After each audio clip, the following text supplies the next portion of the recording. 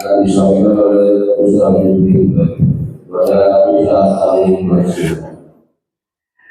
Bismillahirrahmanirrahim. Assalamualaikum warahmatullahi wabarakatuh. Gimana, sehat semuanya? Boten ngantuk? Ngantuk.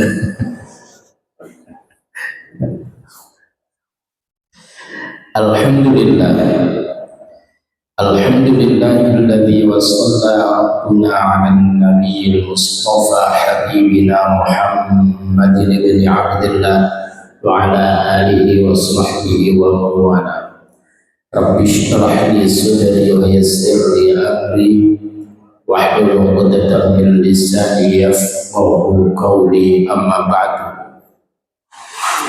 Para jamaah sekalian rahimani wa rahimakumullah, alhamdulillah pada pagi hari ini kita semuanya dimudahkan oleh Allah untuk terbangun dari tidur kita dalam kondisi sehat walafiat dan dimudahkan oleh Allah untuk hadir menuju tempat yang mulia ini dalam rangka menjalankan rangkaian ibadah sholat subuh yang dilanjut dengan thalabul ilm.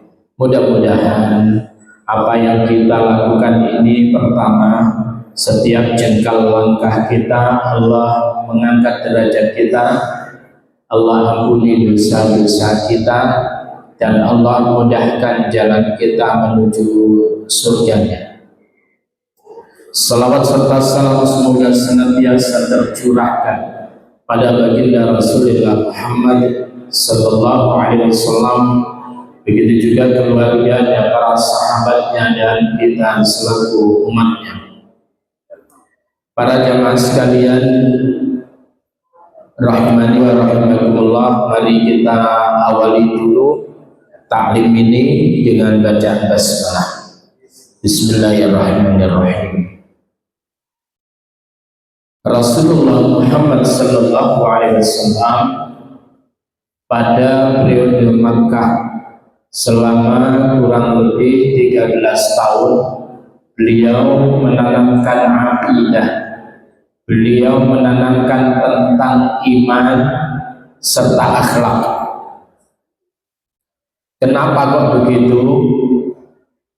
Karena kebiasaan jahiliyah yang sudah mendarah daging pada diri mereka, orang-orang Arab Quraisy, orang-orang Arab jahiliyah, kalau itu orang-orang Makkah, itu begitu kuat dan tidak akan pernah bisa mereteli itu, tidak akan pernah lepas kecuali orang tersebut itu memiliki akidah yang benar.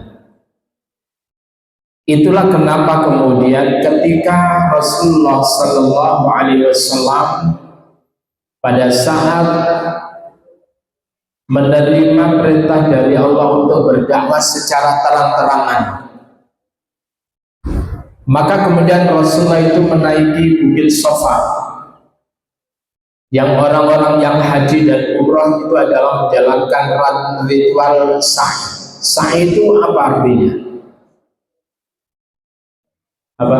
Sa'i itu artinya apa? Lari. Kalau lari besar, maraton. Sa'i itu artinya usaha keras, sa'yan masykura, usaha keras yang dilambangkan dengan apa namanya, jalan cepat. Kalau lari kecilnya sendiri adalah rommel. Rommel itu ketika antara pilar hijau ke pilar hijau berikutnya, itu adalah lari kecil, itu namanya rommel. Ya, jadi sa'i itu artinya apa?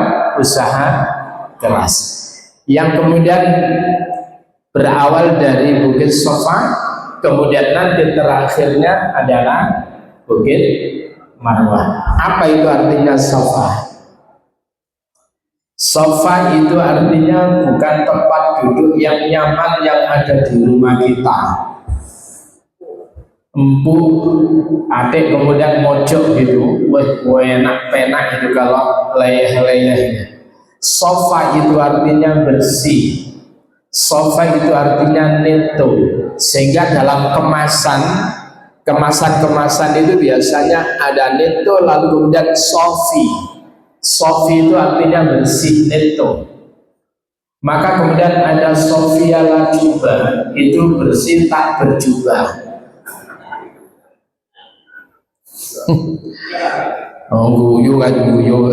Guyu terakhir. Para jamaah sekalian rahmani wa rahmakumullah. Jadi safa itu artinya bersih, jernih, marwah itu adalah sebuah kepuasan. Usaha yang keras yang berangkat dari bersihnya hati, bersihnya pikir, bersihnya niat, nanti endingnya itu adalah marwah sebuah kepuasan. Itu yang dimaksud.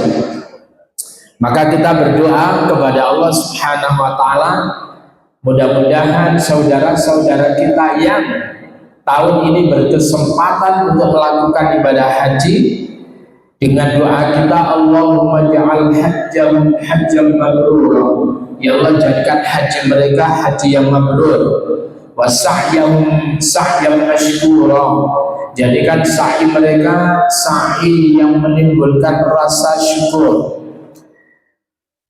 wa da'watahum da'watan mustajabatan, dan jadikan doa-doa mereka ya Allah menjadi doa yang mustajabah.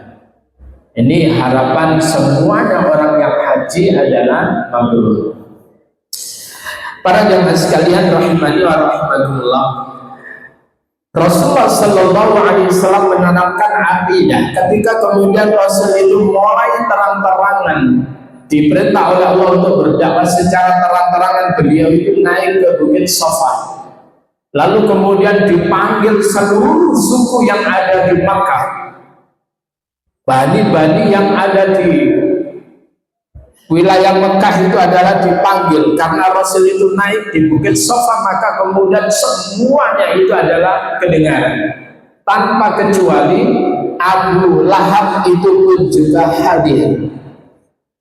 Maka ketika mereka tersebut itu mulai menghadiri tokoh-tokoh mereka hadir untuk menghadiri menjawab seruan Rasulullah Sallallahu Alaihi Wasallam, maka kemudian Abu Lahab itu mengatakan begini, wahai Muhammad, ini semuanya adalah saudara-saudara dari bapak-bapakmu, ini semuanya adalah yang hadir adalah paman-pamanmu. Begitu pentingnya bagi mereka pertemuan ini sampai di antara mereka yang tidak bisa hadir memutus putusan supaya kemudian putusan itu hadir, nanti melaporkan apa yang terjadi di Bukit Safa itu. Saking pentingnya ini. Maka kemudian apa? Ketika Rasulullah Sallallahu Alaihi Wasallam memulai dengan pertanyaan, saudara-saudaraku semuanya, apakah kalian masih mengakui bahwa aku Muhammad adalah Al-Amin? Maka kemudian mereka mengatakan, wahai Muhammad, kami selalu mengakui bahwa engkau adalah Al-Amin, orang yang dapat dipercaya. Apa kata Nabi? Andai kata aku mengatakan bahwa di balik Bukit Safa ini ada pasukan-pasukan yang kemudian hendak menyerang kalian, wahai Muhammad, kata mereka, apapun yang kamu katakan, aku akan membenarkannya karena engkau adalah Al-Amin. Gitu Pak. Karena dia tidak pernah dusta, sehingga apapun yang dikatakan itu diiyakan. Maka saat itulah kemudian Rasulullah Sallallahu Alaihi Wasallam menyatakan, Ishhadu alla ilaha illallah wa ishhadu anna Muhammadar Rasulullah, atau kalau washhadu alla ilaha illallah wa ishhadu anna Muhammadar Rasulullah. Begitu kemudian diajak untuk bersyahadat la ilaha illallah, maka kemudian mereka tersebut banyak yang menarik diri, marah. Kenapa? Karena dalam pikiran mereka, wong kami ini menyembah banyak Tuhan, itu masih belum bisa menyelesaikan persoalan. Lah kok diajak untuk bertuhan-tuhan yang satu? Kapan selesainya persoalan kami? Logika mereka itu begitu.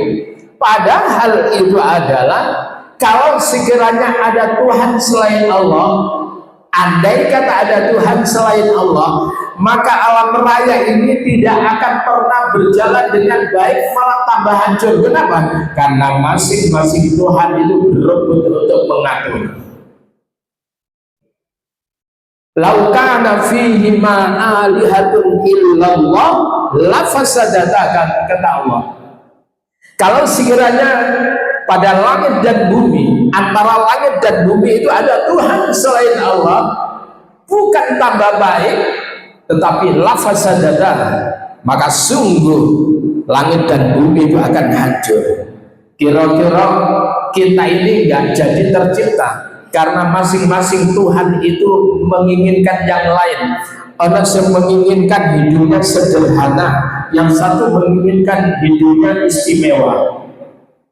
Hidung istimewa itu apa? Al-Bamiru. Hidung yang sederhana itu apa?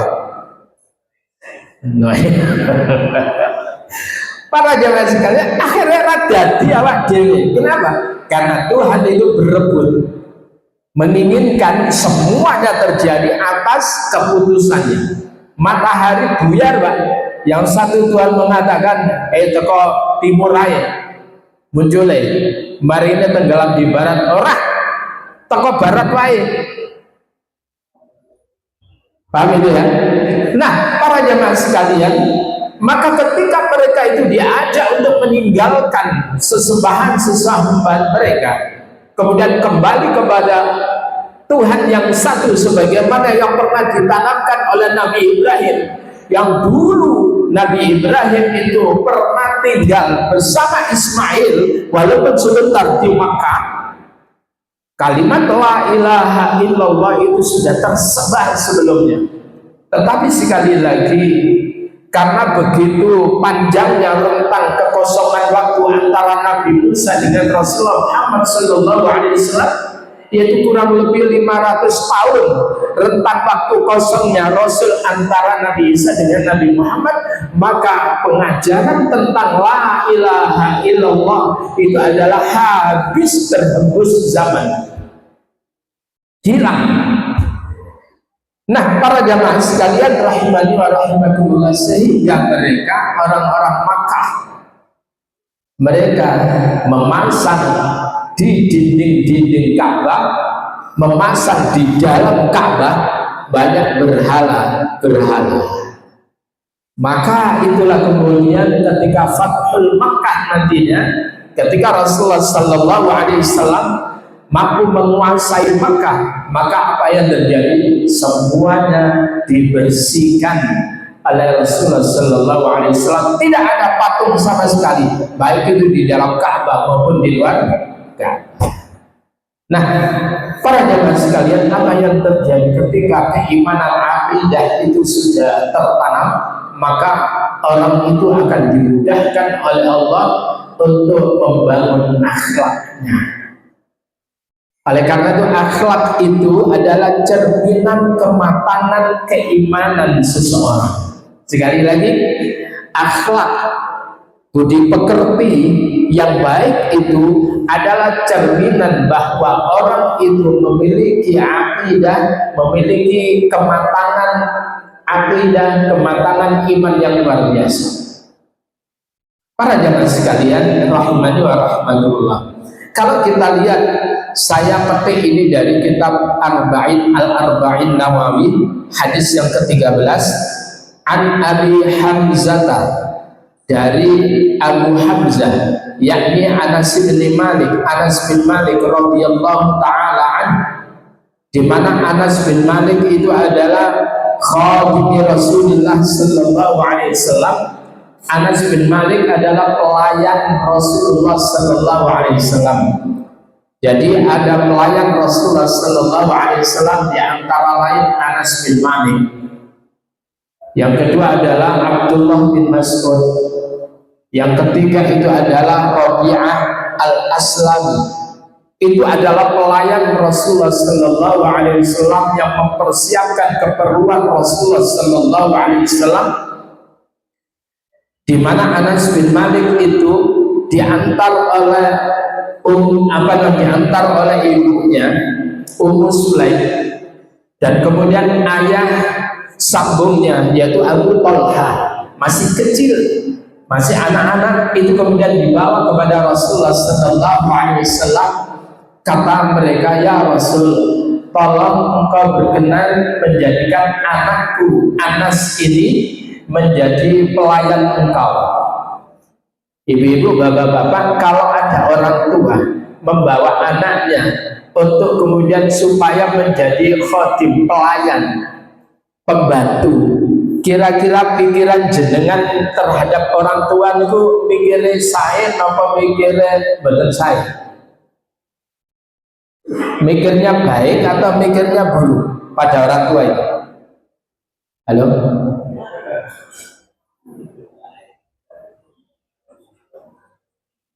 Arek cilik wae dikongkon dadi buruh, arek cilik wae dikongkon dadi pelayan, gitu kan? Beda, Pak. Pelayan itu nilainya itu adalah tergantung kepada siapa dia menjadi pelayan. Ketika orang tersebut itu menjadi pelayan orang-orang biasa, ya nilainya segitu. Ketika kemudian orang itu menjadi pelayannya pejabat, katakan pejabat gubernur, katakan itu, gimana Pak nilai pelayannya ini Pak? Tinggi. Bagaimana kalau itu adalah pelayannya Rasulullah Sallallahu Alaihi Wasallam? Grade-nya tinggi, Pak. Ada apa? Kemudian Anas bin Malik ini kemudian diminta untuk menjadi pelayan supaya Anas bin Malik itu setiap hari bisa merekam apa yang dikatakan oleh Rasulullah, supaya Anas bin Malik itu bisa melihat apa yang dilakukan oleh Rasulullah Sallallahu Alaihi Wasallam, sehingga Anas bin Malik itu jadi pelayan Rasulullah, tetapi dia adalah mengumpulkan data-data keilmuan, apa yang disabdakan oleh Rasulullah terekam, apa yang dilakukan oleh Rasulullah terekam, sehingga Anas bin Malik termasuk perawi hadis yang luar biasa. Ini Bu ya.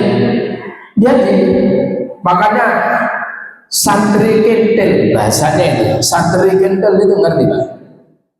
Anas bin Malik termasuk santri kentelnya Rasulullah. Kemana-mana ngelihat Rasulullah, termasuk Abu Hurairah, walaupun bukan pelayan Rasulullah, tetapi kemana-mana Abu Hurairah itu kentil bersama Rasulullah, sehingga dia yang merekam data yang terbanyak di antara para sahabat, merekam apa yang pernah disabdakan oleh Rasulullah. Nah, saya dulu menikmati menjadi santri kentil itu.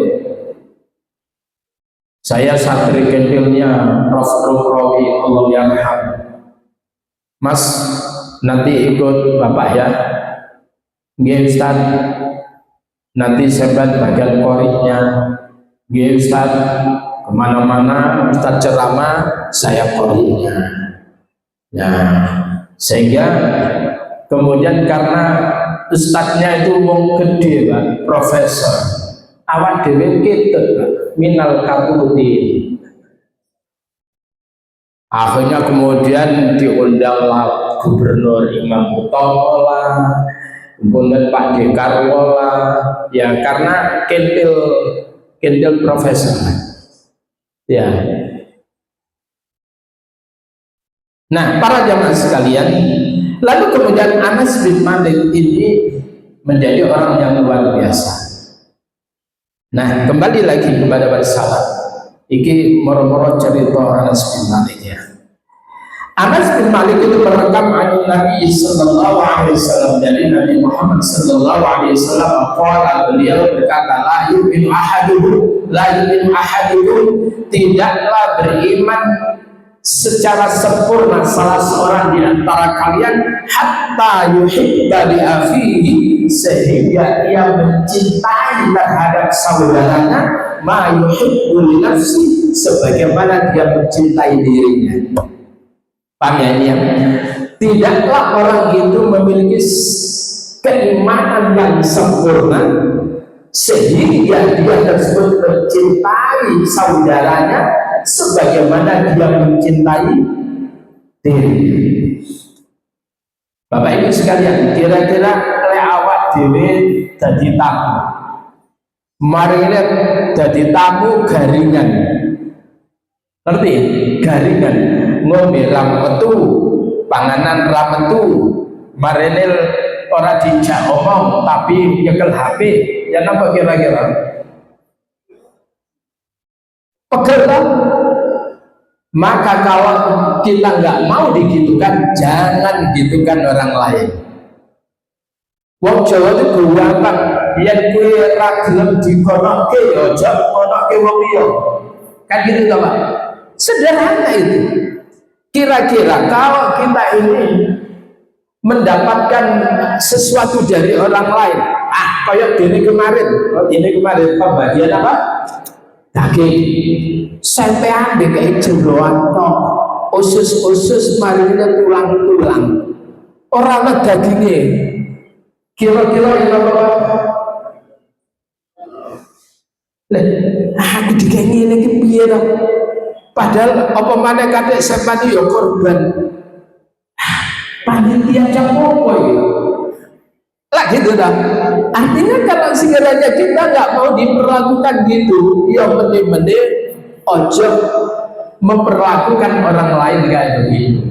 Itu maksud daripada hadis ini. Artinya adalah orang yang memiliki keimanan yang paripurna itu adalah nguwoke wong, menghormati orang. Dia tersebut itu adalah berpikir 2 kali mau mencelakakan orang, berpikir 2 kali mau bujuki orang, berpikir 2 kali kalau kemudian mau mengambil haknya orang lain. Itu adalah orang yang beriman. Para jamaah sekalian, coba kita lihat di dalam Al-Quran.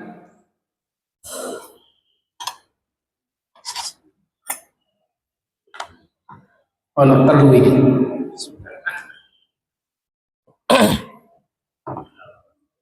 Alhamdulillah.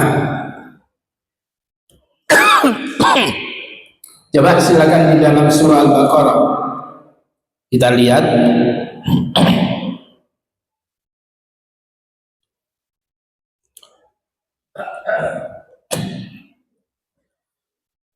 Pada ayat yang ke-267-nya. Tak kewedeno. A'udzu billahi minasyaitonir rajim.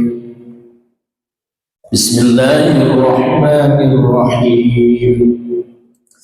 Ya ayyuhalladzina amanu anfiqu min thayyibati ma kasabtum wa mimma akhrajna lakum minal ardh wa la tayammamu al-khabitha minhu tunfiquna wa lastum bi'akhirihi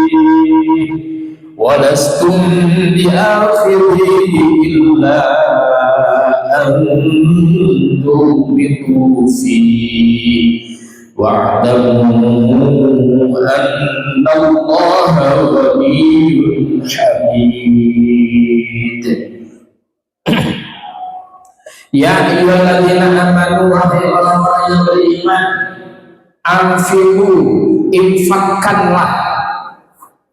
Bapak Ibu sekalian, Allah itu menggunakan kalimat anfiqu, itu artinya apa? Anfiqu itu dalam segi bahasa orang Arab itu kalau mengatakan nafak itu yang menembus. Kalau ada gunung itu kemudian kita bisa menembus, itu namanya anfak. Artinya adalah infak itu adalah cara yang paling paling gampang untuk menembus ya sesuatu yang maksud yang lebih besar tanpa harus naik gunung, tetapi kemudian menembus lorong, itu namanya infak. Maka orang yang infak itu nanti dimudahkan oleh Allah untuk mendapatkan apa namanya, paling tidak itu adalah mendapatkan 10 kali lipat pahalanya, hingga kemudian sampai 700 kali. Paham itu ya? Ya ayyuhalladzina amanu, wahai orang-orang yang beriman, anfiqu, berinfaklah kalian, min thayyibati, tapi lek sing kuwi infakna adalah yang baik-baik, maka sabetun dari apa yang kalian usahakan. Saumpamane korban iku aja milih sing trincing, sing kuru, sing kurang, goleki saiki kate tuku korban, karena sekarang ini kan hari yang ketiga yang tasyrik, betul ya? Nah, mari itu kan si oleh toh, boleh saiki wedhus karen-karen ini, boleh sing trincing, sing murah, sing cewek ora ana dagingnya. Tapi lek menungso ora ana dagingnya, Pak, sakti bisa dadi imam. Tapi lek daging wedhus ora ana dagingnya, apa sing di ambek dimedhok ngene. Itu ya. Mulane kalau orang tersebut itu korban golek sing trincing, golek sing kuru, iku dadi omongan api apa dadi omongan elek? Loh ya toh? Lah iya, soge, tapi nah, akhirnya viral sak donya itu. Infakkanlah dari yang baik-baik, dari apa yang kalian usahakan. Wa mimma akhrajna lakum minal ardh, kalaupun itu adalah dari hasil bumi, wa mimma akhrajna, dan dari sebagian apa yang kami tumbuhkan untuk kalian minal ardhi, dari bumi. Kalau hasil bumi, apa itu pertanian atau perhutanan atau apakah semuanya itu hasil yang baik, itu kayak nomor aja sing kira-kira buah sing albongke wal boso iku mbok kek wong pelepis di tangan codot dikek wong. Kinten-kinten yang apa panjenengan kerso mau dikasih kan begitu. Masih rek duren tapi dipangan codot, bajing dipangan bajing, jenengan kerso. Waduh. Lalu kemudian apa? Wala tayammamul khabitha bit-thayyib, wala tayammamul khabitha minhu, jangan kalian pilihkan yang buruk minhu, dari apa yang kalian infakkan, ojo. Lalu kemudian kalian pilihkan yang buruk, lalu kemudian tunfikuna, kalian infakkan yang buruk-buruk itu. Kayak dulu adalah Qabil dan Habil, ketika keduanya berkorban. Yang Qabil itu adalah berkorban hasil buminya yang jelek-jelek, ya tadi itu sing bosok-bosok dikorban. Sedang Habil itu adalah bergerak di dunia apa namanya perhewanan, peternakan, maka kemudian ternak sing lembu-lembu itu, masya Allah. Saya kemarin itu kiriman dari anak saya di Libya, syekhnya itu korban 2 domba besar-besar.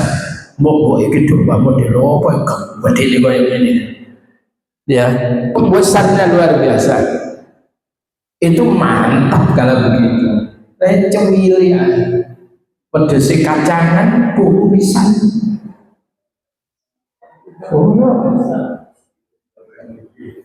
Kadek mbak wedi pisan.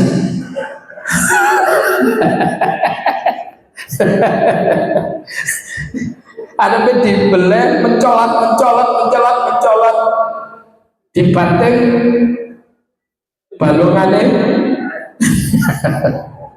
Para jamaah sekalian, jangan kalian pilihkan yang buruk sehingga kemudian apa? Walastum biakhiri, sedang kalian itu nggak mau memegangnya, jongkok atau megang itu loh, nggak gelem, jijik, Lho panganan sing model koyo ngono kok mbok ketno wong to. Kalaupun kita terpaksa memegangnya illa antum midufi, kalian memencingkan mata, jijik delok itu, kemudian melihat aja nggak mau. Kemudian dengan ceketing, kalau orang Jawa itu, jadi megangnya ceketing, ngerti ceketing? Ini jijik, terus dikasihkan orang, kira-kira orang itu mendoakan kebaikan atau sebaliknya? Oleh karena itu, Bapak Ibu sekalian, kalau kita nggak mau diperlakukan kayak begitu, ojo sampai memperlakukan orang lain kayak begitu. Kenapa kok begitu? Coba wa'lamu annallaha ghaniyyun hamid. Ketahuilah bahwasanya Allah itu adalah ghaniyyun, maha kaya. Kira-kira yang diberikan kepada kita ini yang jelek atau yang baik oleh Allah? Yang baik. Kita dikasih tubuh ini adalah sebaik-baik bentuk kita itu. Laqad khalaqnal insana fi ahsani taqwim. Laqad khalaqnal insana fi ahsani taqwim.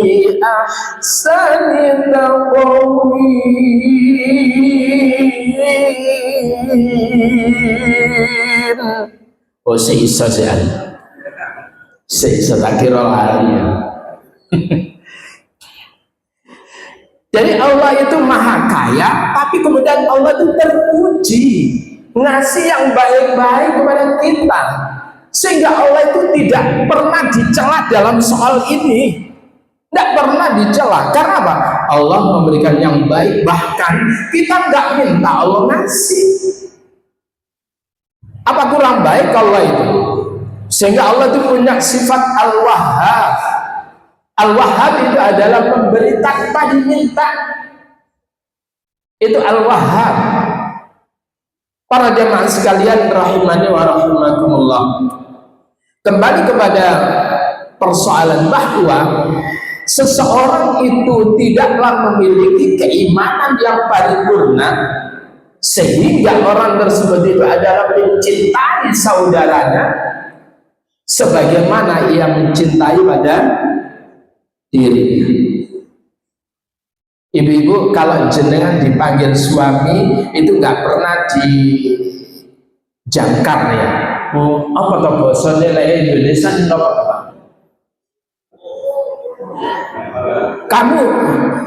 Kamu ya apa? Kon ya apa?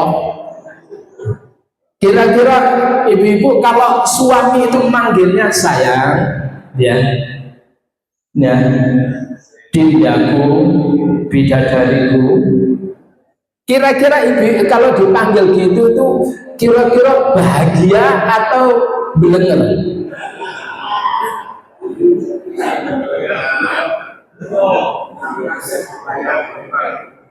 Lah iku apa? Lek ono geleme tok ngomong ngono, masalah ya lek dina-dina ngomong ngono seneng. Suami yang manggilnya kayak begitu sopan santun, maka istri itu kira-kira itu kemudian tega kak mengatakan istri sama suaminya. Kowe iku ya apa to, Pak? Ngomong apa kon? Artinya kalau kita ini nggak mau dijangkar oleh suami, ya jangkar sama, ya. Jadi gitu. Jadi wong Jawa itu konsepnya apa? Gampang tadi.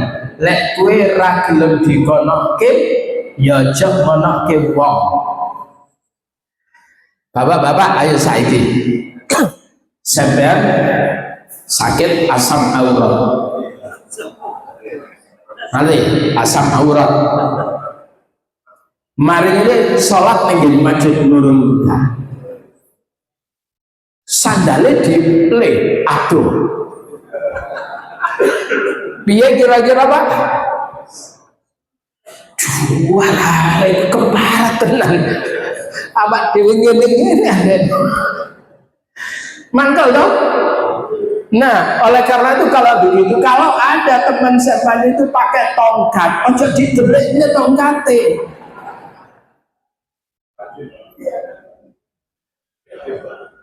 Gampang dong, konsepnya itu gampang sekali. Ya, sekarang di perjalanan, jenengan itu kalau dipepet orang dipotong, cues, gitu. Ya apa-apa, kira-kira apa? Mbok, kadang mobil setan lebih mewah, lebih hebat daripada Sunyalep. Ya apa? Lorati dong. Lah ngono kuwi ojo sampai motong-motong, ojo polai mobil setan luwe buwatar timbangane sing liyane dipotong. Akhirnya kemudian seluruh isi bon binatang keluar semuanya. Nah, jadi ini para jemaah sekalian rahimani wa rahmatullah. Kenapa kok begitu? Apalagi kita memperlakukan sesama orang yang beriman. Karena kata Rasulullah sallallahu alaihi wasallam, al-mu'minuna kal jasadil wahid. Orang mukmin satu dengan mukmin yang lainnya, orang beriman satu dengan orang beriman yang lainnya itu adalah kal jasadil wahid. Itu kayak dene tubuh yang satu. Kita orang-orang beriman, sama orang beriman itu kayak dene tubuh yang satu. Idza ishtaka minhu ruhun tada'a lahu sa'irul jasadi bil humma was-sahar. Apabila ada anggota tubuh kita yang sakit, katakan Pak, tangan cantengen. Ngerti ya? Tangan cantengen. Kira-kira badan yang lain merasakan nggak? Paling tidak itu adalah bil humma was-sahar. Badan jadi demam, wasahar dan sulit tidur. Apa mana kemudian turu ketindian bojone canteng memang. Ya apa? Bukan. Akhirnya bojone gak wani tidur di sampingnya. Ada digoleki, cedek diseneni. Padahal itu nggak dino seneni terus bojone. Nah, jadi tubuh itu begitu. Sakit kenapa? Apa maring ini tangan itu begini? Ya, biar lu rasa toh sakitnya kayak apa? Apa ngono Pak? Tangan? Tidak, tetapi kemudian berupaya untuk kemudian bagaimana mencari solusi, pikiran mencari solusi, kemudian kaki, tangan bergerak untuk bagaimana mata tersebut itu bisa sembuh. Harusnya begitulah orang beriman satu dengan orang beriman yang lainnya. Saudara kita di Palestina kayak begitu. Lalu kemudian kita ini diam. Alah, kan di sana kan ada orang-orang dari Timur Tengah, ada Arab Saudi, ada Mesir, ya kan itu. Ya sama kan lebih dekat, ngapain kita jauh-jauh? Berarti kita ini masih dipertanyakan keimanannya. Kalau ada saudara kita Aceh kemarin itu adalah kebanjiran kayak begitu, lalu kemudian kita tak acuh. Bahkan kemudian komentar itu salahnya mereka karena mereka itu menanam ganja, lalu kemudian ya jadilah begitu. Bukan, tidak, itu adalah kesalahan orang yang memegang kekuasaan, yang membiarkan pembalakan secara liar, yang lainnya itu adalah diam-diam saja, maka kemudian terjadinya banjir. Itu bukan kesalahan mereka, tapi segelintir orang yang tamak dobrakus yang dibiarkan. Sehingga ketika ada banjir mestinya kita bergerak Pak. Kita nggak diam. Kita tersebut ngasih warning kepada penguasa, bukan diam. Mengingatkan penguasa, bukan diam. Paling tidak kita mendoakan, ya Allah, ringankan beban saudara kami yang ada di mulai Sumatera Utara sampai Sumatera barat timur. Kan gitu. Itu artinya orang beriman ada empati, ada kemudian rasa kepedulian. Itulah makna dalam salat itu. Salat itu dibuka dengan takbiratul ihram, ditutup dengan Assalamualaikum warahmatullahi wabarakatuh. Assalamualaikum warahmatullahi wabarakatuh. Kalau kita mengucapkan salam, terjemahannya apa? Kalau ada siapapun orang di sekitar kita, kita nggak boleh acuh tak acuh. Maka budaya gotong royong itu perlu kita bangun lagi, Pak. Saya saat dulu di desa itu wong duwe gawe. Wong duwe gawe itu untuk dulu gak ada persewaan teror, Pak. Langsung tanpa pikir panjang sing duwe pring, mari ngetok pring bambu, lalu kemudian setelah itu disusun rame-rame, marine dadilah jenenge teror. Orang mau bangun rumah, lalu kemudian rame-rame, apa hari Sabtu, apa hari Ahad itu, mereka tetangga itu kemudian gawa lempak, gawa pacul, gawa linggis, lalu kemudian apa?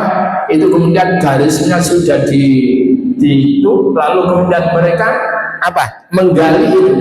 Setelah itu kemudian fondasinya jadi hari itu. Mereka tanpa kemudian transaksional. Lur, aku gak mau bayar dah. Dulu gitu Pak di desa-desa. Sekarang adalah transaksional. Wani piro. Bahkan dulure mati itu kemudian ngeterke ngotong itu terus marine wayang boleh gak boleh. Loh, aku kosongan ta. Lebih ya toh kok transaksional semuanya. Begitu jenengan transaksional itu terus dititeni ambek wong. Marine sempat meninggal dunia. Mari ini kemudian apa? Keranda sempat itu di model repot. Gak sekitar apa, tapi di repot ke koma. Negene kuburan. Melaku dewi. Mari ini sudah dewi. Kira-kira ya apa Pak? Kenapa? Karena kita transaksional kayak begitu. Nah, para jamaah sekalian rahimani wa rahimakumullah. Kembali lagi, apa pengaruhnya iman terhadap perilaku kehidupan kita? Rasulullah Sallallahu Alaihi Wasallam itu matur begini, coba lihat ini. Nah, supaya kita terhadap kejadian-kejadian yang sekarang ini kan marak di dunia pesantren, buh ngaku pesantren, buh ngaku kiai, buh ngaku ustadz. Tapi muridnya dewe dimplok.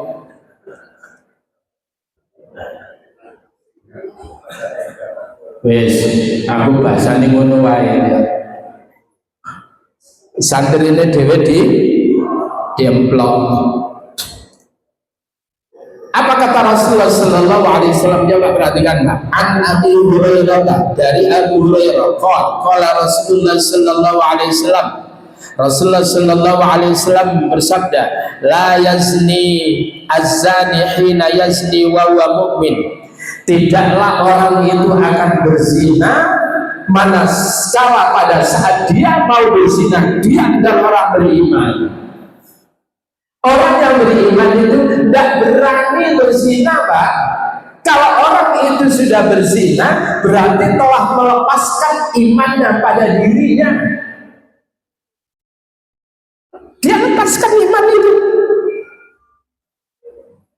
Jadi la yazni zani hina yazni wa huwa mu'min. Tidaklah orang itu akan berzina manakala pada saat dia mau berzina dia adalah orang beriman.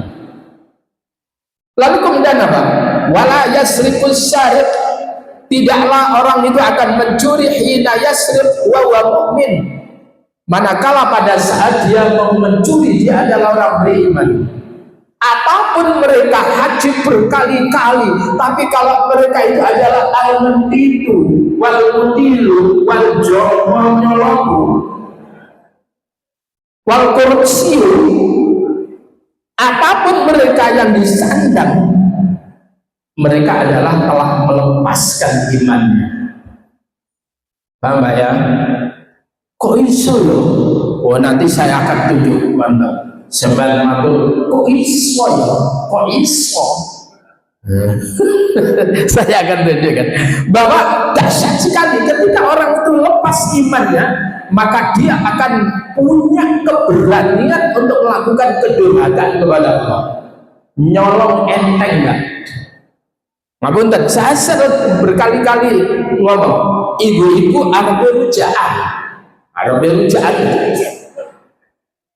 Utawa arepe nyate. Pas arepe nyate marine lomboke gak ono. Ronda tangga-tanggae sing nganggo lombok. Wah. Akeh lomboke sampeyan ditelepon, Pak. Ditelepon ndak angkat. Ya. Dewe centang satu. Mari ini kesuwen ini, Pak. Assalamualaikum. Dijawab deh, waalaikumsalam. Neng aku njaluk lomboke ya jero.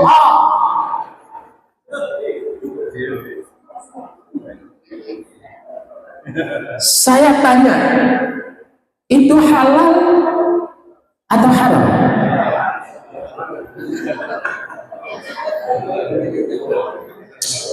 Terus ibu-ibu sekarang belanja nanggane melijo-melijo atau ke pasar, tuku lombok atau tuku bawang, mau apalah itu, sudah dikasih beli 1/4 kilo Pak lombok, wah toh marine wis didoli, marine tangane ku nyanyil juga tambah ya iki nyolong apa ya apa iki.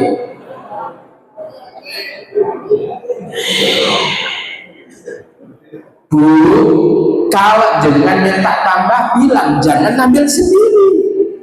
Pak, jenengan tambahin nopo. Wis tabu iki larang regone panjene. Alah tambahin suwen namanya. Iku arep nyolong. Nanti kemudian jenengan pakai untuk nyambel makan. Sekali lagi, gara-gara lombok yang sampean pakai untuk nyambel dari al-mutilu wal nyolong, maka 40 hari ibadah kita tidak diterima oleh Allah Subhanahu wa taala. Rumah kehu mau korupsi dikare kaji wae kok ndonga nang ngene multazam, ndonga nang ngene Hijr Ismail pret jadi malaikat.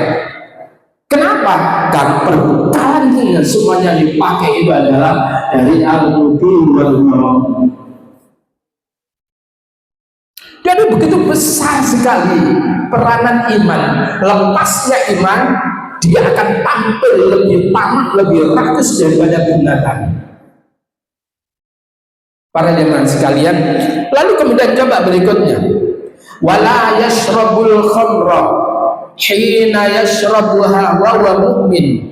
Ya, tidaklah orang itu akan meminum sesuatu yang memabukkan manakala pada saat mau meminumnya dia adalah orang yang beriman. Loh, Pak, terjemahannya ini loh. Aku orang ini coba terjemahnya sama dengan yang saya terjemahkan.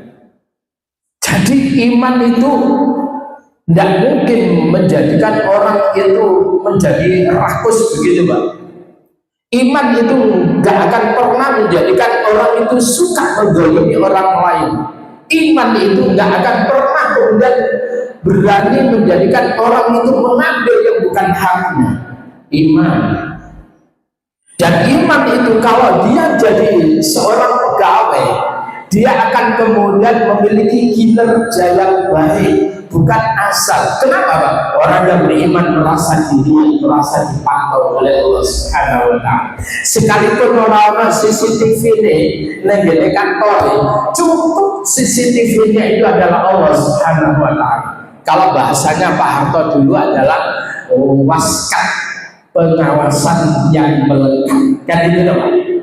Nah, karena iman itu, orang kalau imannya itu matang, dia akan memiliki ihsan. Apa itu ihsan? Ihsan adalah anta'budallah ka'annaka tarau fa in lam takun tarau fa innahu yaraka. Ihsan itu adalah jika kau beribadah, engkau merasa dilihat oleh Allah. Jika kau tidak melihat Allah, sadari bahwa Allah melihat engkau. Ibu-ibu, ketika kemudian ngaji, jenengan itu iman merasa dilihat oleh Allah, lalu kemudian jenengan ketika ngantuk menikmati ngantuknya atau menikmati ngajinya.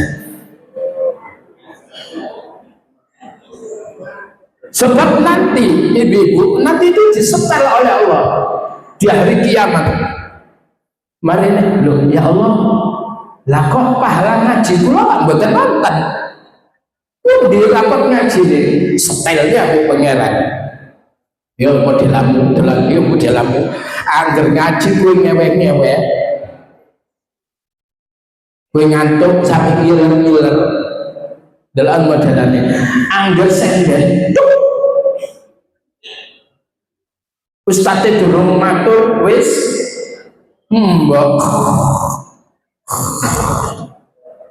repot, takbir itu repot. Iku legakno AC, jaluk AC. Begitu dipasang AC, nah ngono kuwi repot. Jadi luar biasa. Yang berikutnya Pak, orang itu kalau memiliki iman, hidupnya akan dibahagiakan oleh Allah. Coba kita gak cukup amin, harus dibuktikan. Saudara-saudara, silakan kepada surah Al-Mu'minun. A'udzu billahi minasyaitonir rajim. Surah yang ke-23 mulai ayat yang ke-1. Qad aflahal mu'minun. Qad aflahal mu'minun alladzina hum fi shalatihim khashi'un. Qad aflaha, sungguh benar-benar beruntung, sungguh benar-benar bahagia. Siapa orang yang bahagia? Adalah al-mu'minun, orang-orang yang beriman. Orang itu kalau beriman Pak, itu adalah gantilannya hatinya sama Allah itu kuat. Antara dia sama Allah itu frekuensinya ketemu, sehingga kemudian terjadi ketenangan dalam jiwanya. Maka yang dibaca tadi, inna fi khalqis samawati wal ardi wa ikhtilafil laili wan nahari la ayatin li ulil albab. Sesungguhnya di dalam penciptaan langit dan bumi, dan silih gantinya, silih bergantinya siang dan malam, ya, malam dan siang, la ayatin, sungguh terdapat tanda-tanda kekuasaan Allah di ulil albab. Apa ulul albab? Bagi orang ulul albab. Apa ulul albab itu? Cerdas. Ulul albab itu cerdas. Jenengan tahu ya buah kelapa, paham ya? Buah kelapa itu kan lapisannya yang luar itu sabun sepet, itu Pak ya, sepet. Lalu kemudian mari ini sampai terus cokot. Kalau sabunnya sudah kena apa sama cokot gitu, mbok di situ ada batoknya, ada tempurungnya, itu harus baru kemudian lihat dagingnya. Kalau itu kelapa itu matangnya luar biasa, maka kemudian ada intinya lagi. Maka itu yang dikatakan albab. Albab itu jamak daripada lubun. Lubun itu inti. Artinya orang ulul albab adalah orang yang cara berpikirnya sampai inti persoalan.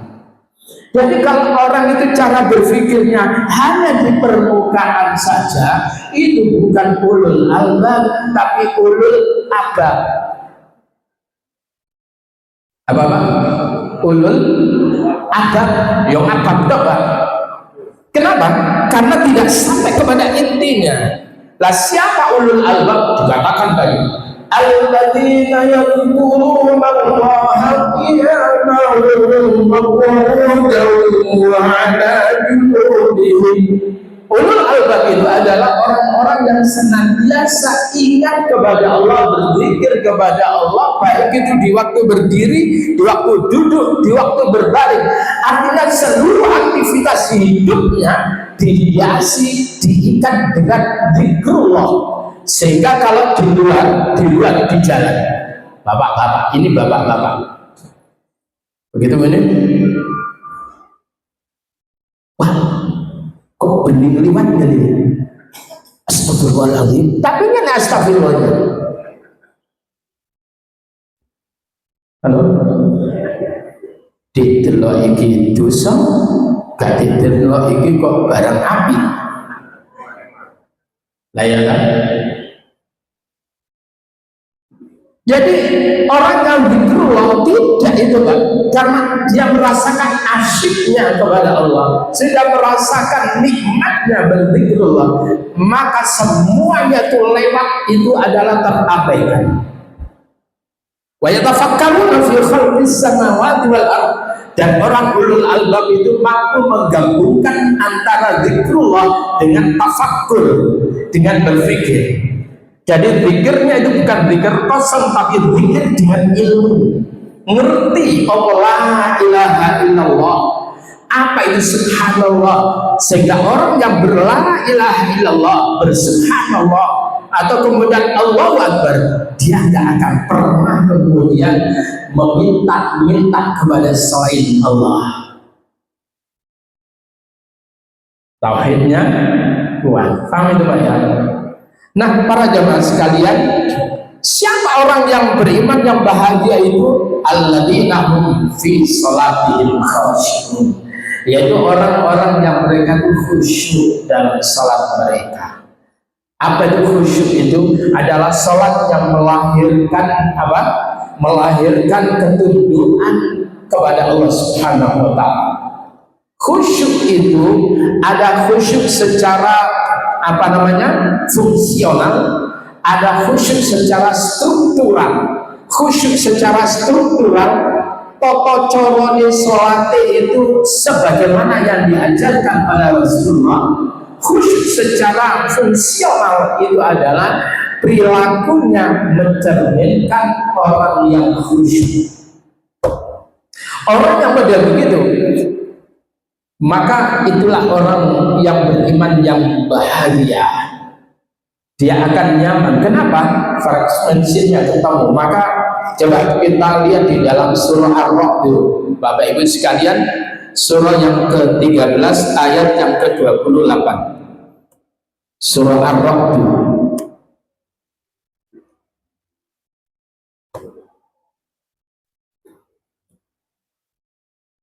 Maka kita kalau zikir banyak tapi kok misuan. Halo? Zikir, semua yang zikir tapi misuan. Zikir banyak, lek utak gak nyaur.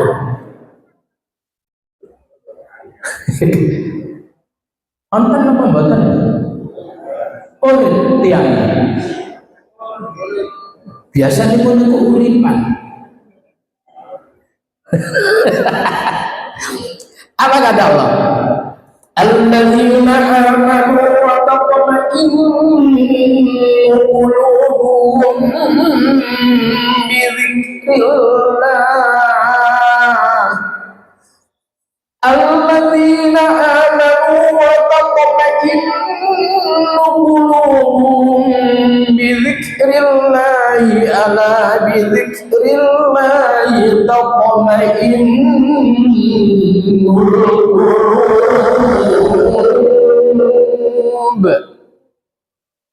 Alladzina amanu, orang-orang yang beriman, wa tatma'innu, dan menjadi tumakninah, menjadi tenang, menjadi damai qulubuhum, hati mereka, qalbu mereka itu adalah tenang, jiwanya tenang bidzikrillah, dengan sebab dia berzikir kepada Allah.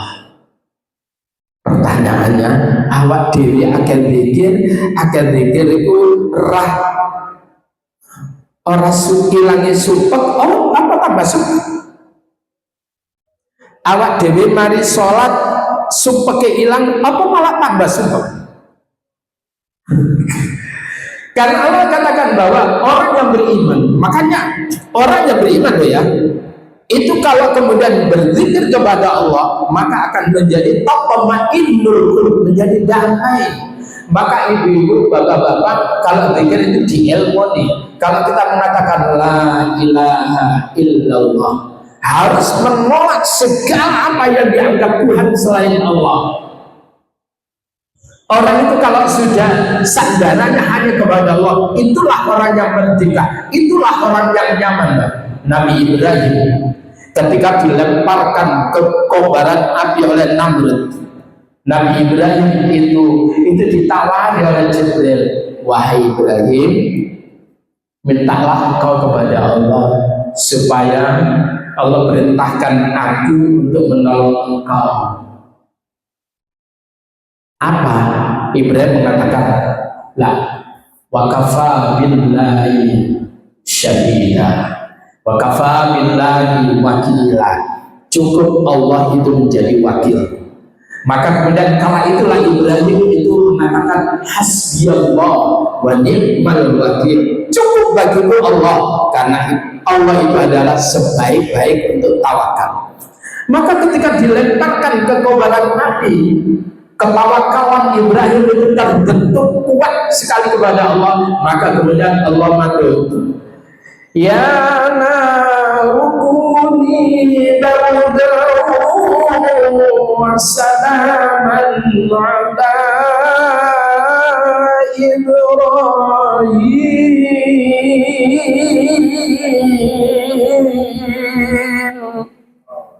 Wahai api, jadilah kamu tersebut itu bardan, dingin, wassalaman, dan menjadikan selamatnya Ibrahim atas Nabi Ibrahim.